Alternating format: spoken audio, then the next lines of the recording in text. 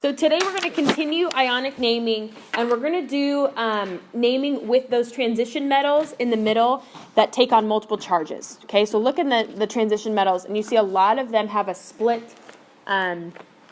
square there that have two charges. Okay, those are their most common charges. Some of those can even take on more than that. Okay, but what happens there is that they're comfortable giving up 2 electrons or 3 electrons or whatever it happens to be.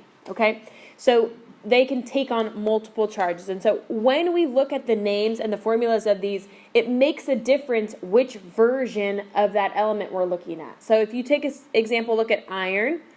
Iron is atomic number 26. Look at iron. It has a possible charge of +3 or +2. And so the version of iron that we're dealing with makes a big difference in the makeup of the compound. It makes a big difference in how we name it. So it's something that you have to pay attention to. Okay, so we're going to look at a couple examples with iron, and we're going to see what the difference is. Okay, so the first thing I'm going to show you is let's look at a compound called iron 2 nitride. Iron 2 nitride. And so when you see a Roman numeral there in parentheses, that tells you that's the version that we're dealing with. So the 2 in parentheses, that means we're dealing with iron +2. Okay? So that's telling you we're dealing with that version of iron, the +2 charged version. We're not dealing with +3, we're dealing with +2. And then nitride, it only has one possible charge, right? What's the charge for nitride? -3.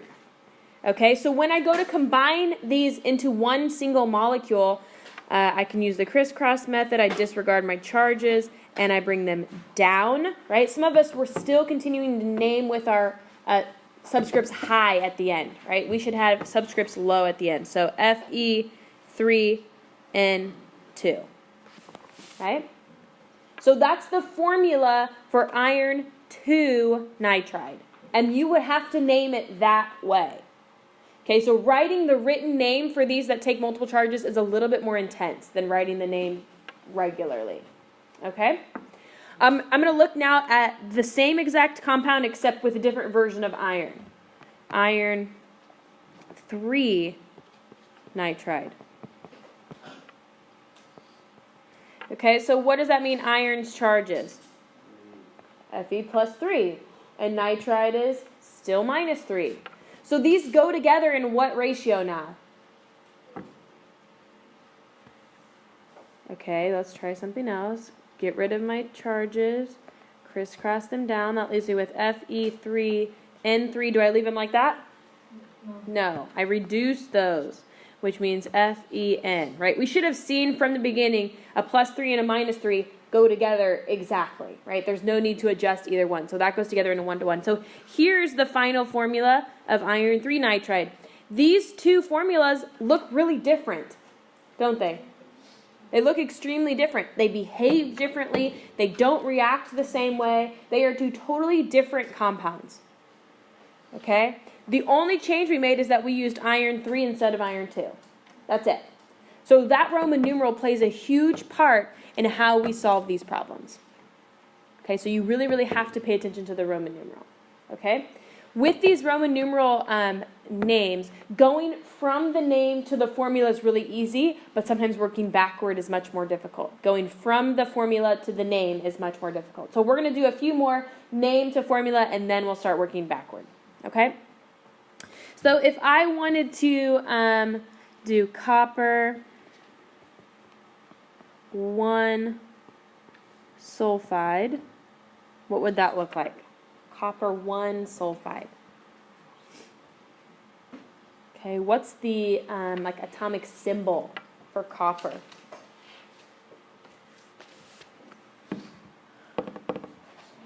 Cu. Yeah, Cu is atomic number 29. So copper is Cu, and this Roman numeral tells me my charge is what? 1. +1.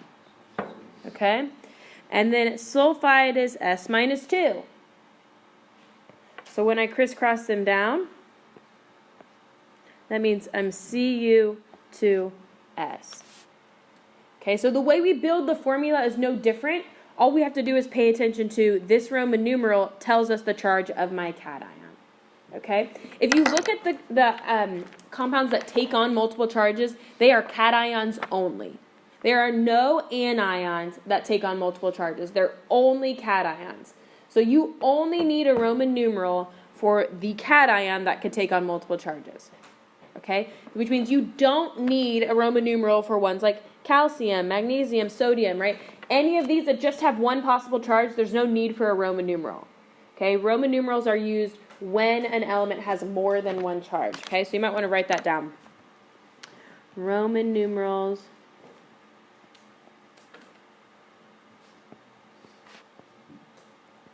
are used only when a cation can have more than one charge.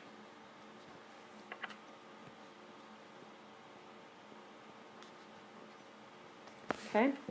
Roman numerals are only used when a cation can have more than one charge. So you would not need a Roman numeral for calcium or lithium or whatever. Okay? There's a lot of them that you don't need them, but some of them you do. Okay? Are we ready to work backwards now? From the formula to the name? All right, let's try one.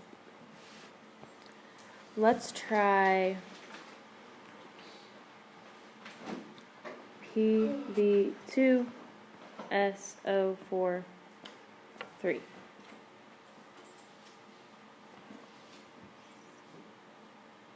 We're trying to come up with the written name for this compound.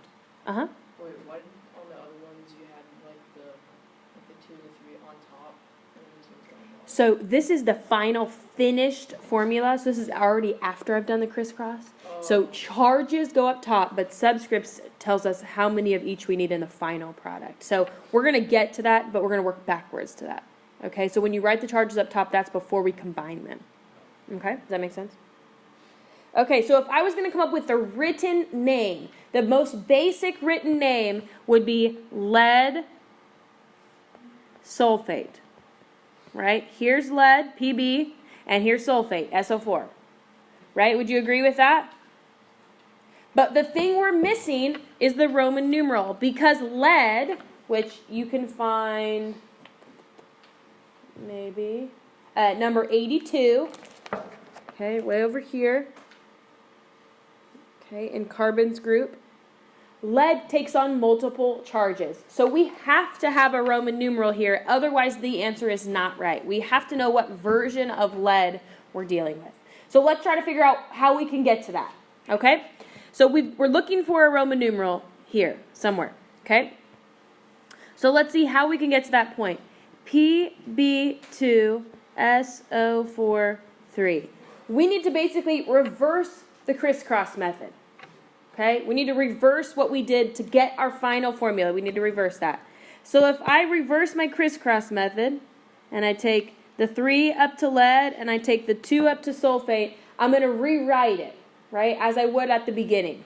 And I'd say Pb plus 3 and SO4 minus 2, right? All I did was reverse the crisscross method. So how do I know that the 3 gets a plus? How do I know it's not Pb minus 3?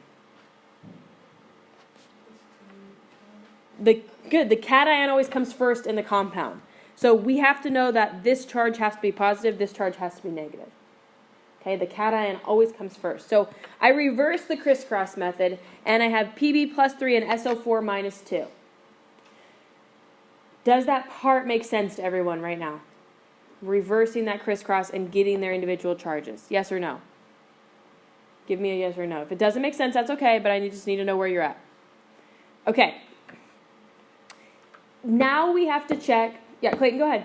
No, I think you're getting to what my question was. Okay, so now we have to check, since we're trying to identify what version of lead we're using, we have to check the charge on the anion, since we know it never changes. The charge on the anion never changes because there's no anion that has multiple charges. So we check. We say, is sulfate's charge normally -2? Look for sulfate. Is sulfate's charge usually -2? Yes. That means the compound has not been reduced, right? If we get to a reduced one, then we've got problems, right? Not problems, but hurdles, okay? But this has not been reduced since sulfate's charge is regularly -2, which means +3 is the version we're looking for, so our answer is lead 3 sulfate. Okay, how do we feel about that? Not great yet? Okay, the thing we have to do, the thing that's really important is once we reverse the crisscross, we check the anion's charge to see, is it truly its charge? Yes or no? And then we can adjust from there. Okay, in this case, yes, -2 is sulfate's charge, so we know nothing had been reduced. Okay, and so I'll show you how we deal with that here next. Question so far? It can be a different Roman numeral than it's on here. So lead gives 2 possible charges. That means that it's most common. But it doesn't mean that other ones are not possibilities. Yeah, really good question. Okay? Really good question. Lead 3 sulfate should have been our final answer. So we're going to trust our charges. But yes, Loren, good point. Okay, any other questions? Let's try another one. Let's try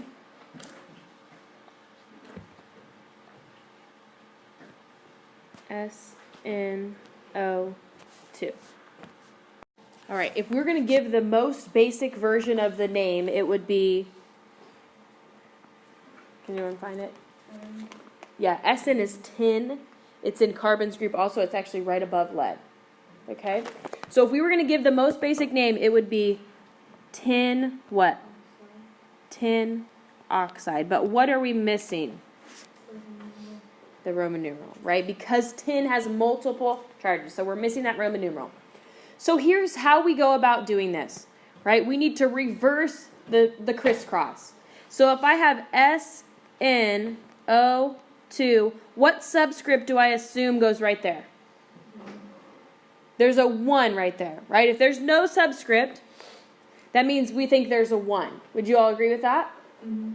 Okay, so you can write in the 1 for this part of it, right, since you're solving something else. If I write in a 1 here, and I reverse my charges, boom, boom, that leaves me with SN plus 2 and O minus 1. Okay, is that true what the crisscross did? Okay, so then we check, is oxide's charge usually -1? No. It's usually -2. So do you see the problem? This compound has been reduced. This final compound had been reduced. So we need to fix that. If oxide should usually have a -2 charge, we need to make it a -2 charge by multiplying it by 2. So if we took oxygen times 2, what did we need to do to tin? Times it by 2, right? So that means really that should have been SN plus 4 and O minus 2. Okay, is that making sense? Okay, so that means our Roman numeral should look like this. Tin 4 oxide. So the way you check this, the way you check it is that you do it again, right? SN plus 4 O minus 2, right? I cross my charges down, that leaves me with SN2O4. Then I reduce it, which leaves us with SNO2, which is exactly what we started with. Does that kind of make sense? This is the most difficult part of ionic compounds right now, okay? Working backward from a Roman numeral compound to a name. That's the most difficult, okay? But I want you to ask questions if you have them. Try this one. Cu3PO4 2.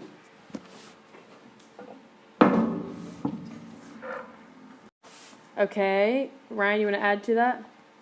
Well, I had copper 2 phosphate. Perfect. Gotta have the Roman numeral. So let's see how we got there. Copper 2 phosphate is exactly right. Okay, but let's see how we got there. All right, if I remove or undo my crisscross, I take the 2. I don't move the 4 in phosphate, right? I do not touch that 4. 2 and the 3. So I reverse my crisscross, and I leave with Cu plus 2, PO4 minus 3. Is phosphate's charge usually minus 3? Yes. Yes, which means this is the correct charge for copper, which is where we got the plus 2. Okay, so you check the charge on anion, see if it needed to be adjusted, then go from there. Okay, questions? You ready to try some on your own? I'm going to give you 3. You think we're ready for that? Yeah? Okay, I'm going to give you 3.